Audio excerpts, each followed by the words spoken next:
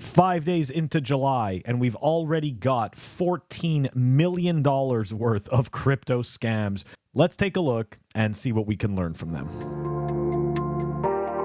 I hope everybody that was in the States celebrating the 4th of July had a safe and fun holiday weekend, even though some people had to go back to work on Monday and have Tuesday off, which is just weird. I mean, how much work is really getting done on that Monday anyways? Okay, this has nothing to do with the story. Let's dive into it. July has already witnessed crypto hacks worth up to $14 million. We are surprised. 2 Canadian teenagers recently executed a crypto hack, stealing $4.2 million from a U.S. victim. Last weekend, cross-chain bridge Poly Network suffered a hack worth $5 to $10 million. And I mean, we don't really care about Poly Network, honestly. They were hacked in 2021 also. And if you want to go to the Wrecked leaderboard, you can go take a look, and I believe that they were audited. They were not even an unaudited project. So this is one of those projects where you were told, this is safe, and then you got rugged.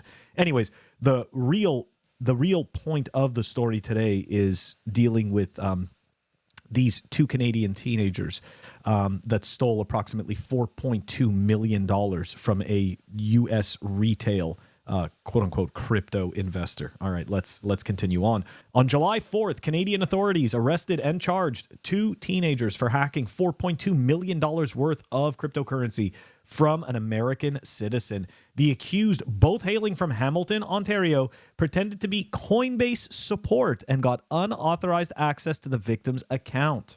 Then they allegedly stole $4.2 million in Bitcoin and Ethereum.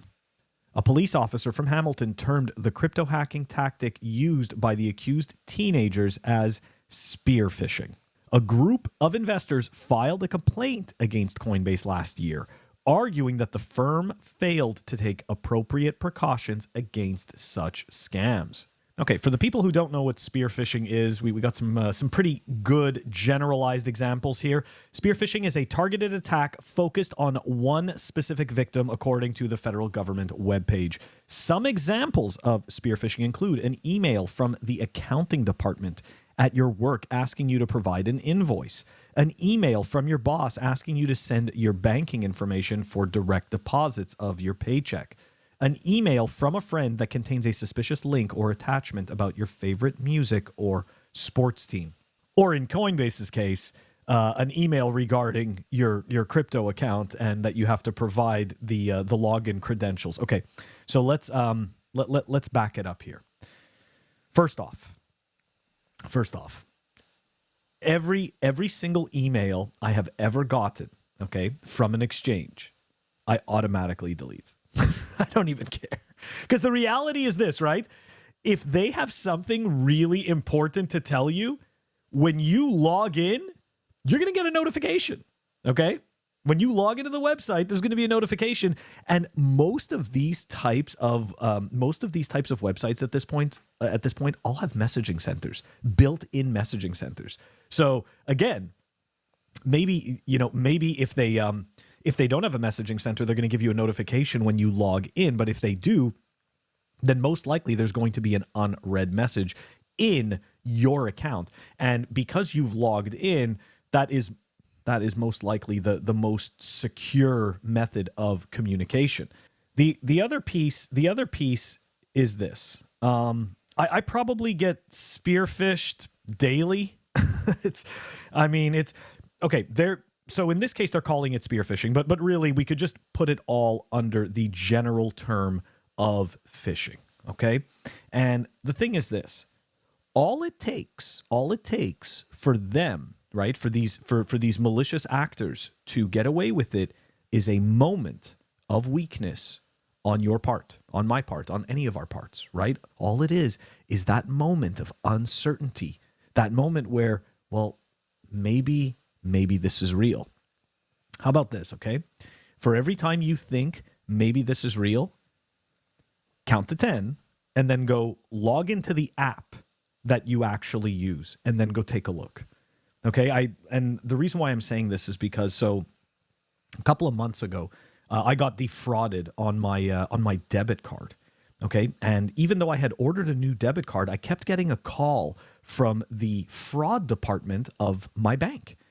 And they kept trying to get essentially what they were doing was that they were attempting to gain my trust by reading me information.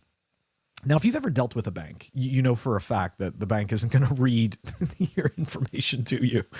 They are going to ask you for your information. They're not going to read your information to you. So that was a red flag right there.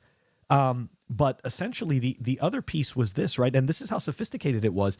The phone number that was showing up on my phone, because they spoofed the number, the phone number that was showing up was the external phone number to my bank. Meaning that if I called the bank, this would be the phone number I would call. But you see, if the bank was calling me, that's not the phone number they would be using.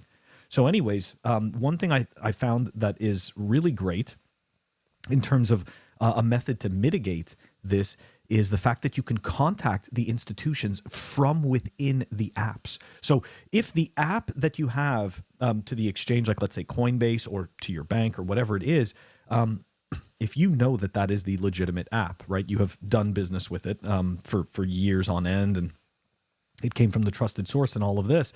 That is, to me, the best way to start up a support conversation with somebody actually working at the institution to determine whether you've actually been hacked or not. Most likely you haven't been hacked, and the idea that you have been hacked is how they're going to hack you, right? Because you're all afraid and you're going to do anything you can to stop this, like give them information, like your username and password, which no one will ever ask you for.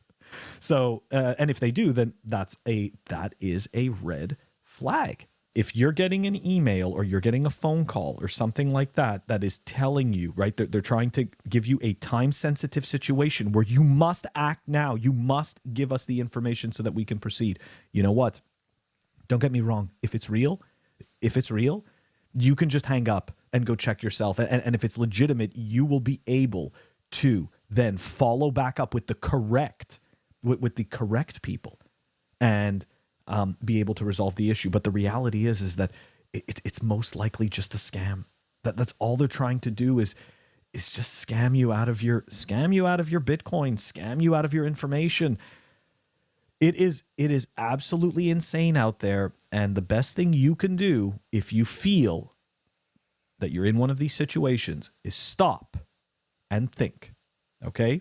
There is nothing wrong with not taking any action, because these people, they are looking to steal from you. They haven't stolen from you yet, okay? And that's what their intention is. So anyways, all this types of phishing, spear phishing, regular phishing, spoofing, all of these terms, essentially, it's just people pretending to be other people in order to gain your trust. And the reason why this type of stuff works is because we exist in a system where we've learned to trust counterparties, right? We've learned to trust third parties with our information.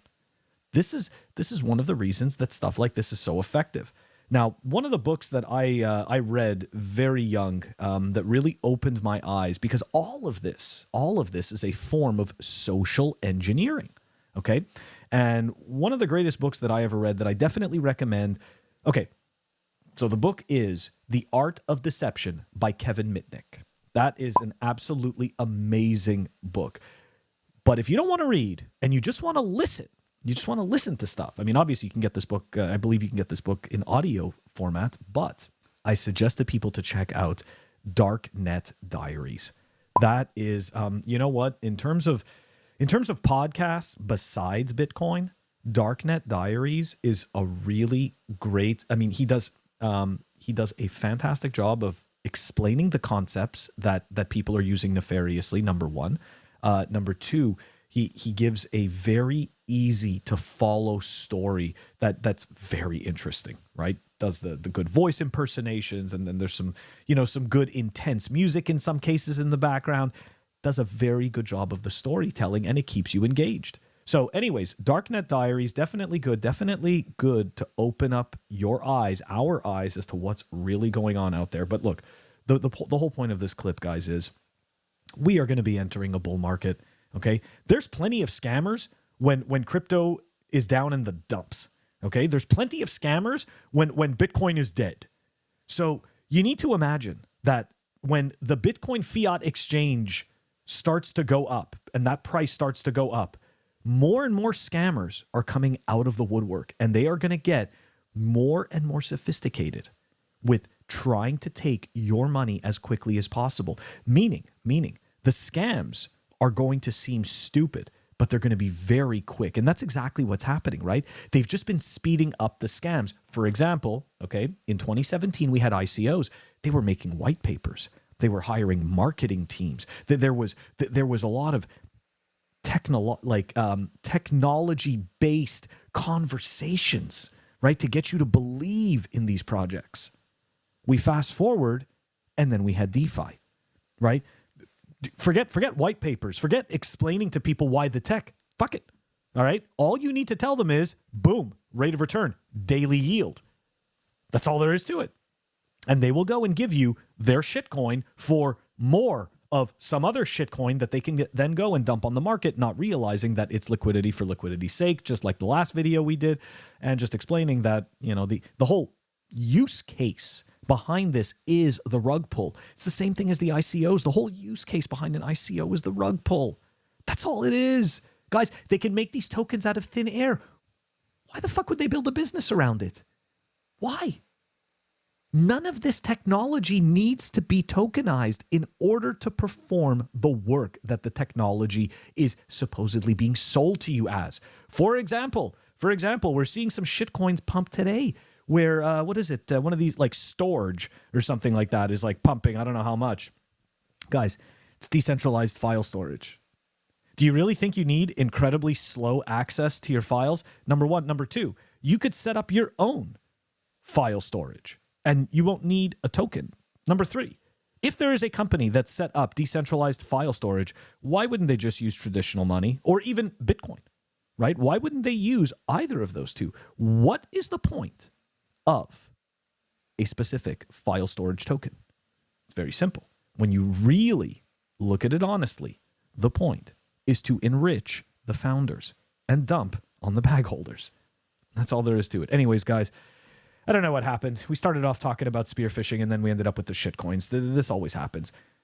That's the end of our clip. Don't forget, like and subscribe. Help us fight the evil YouTube algorithm. Guys, I will catch you maybe tomorrow, maybe next week. I don't know. Catch you on the next one.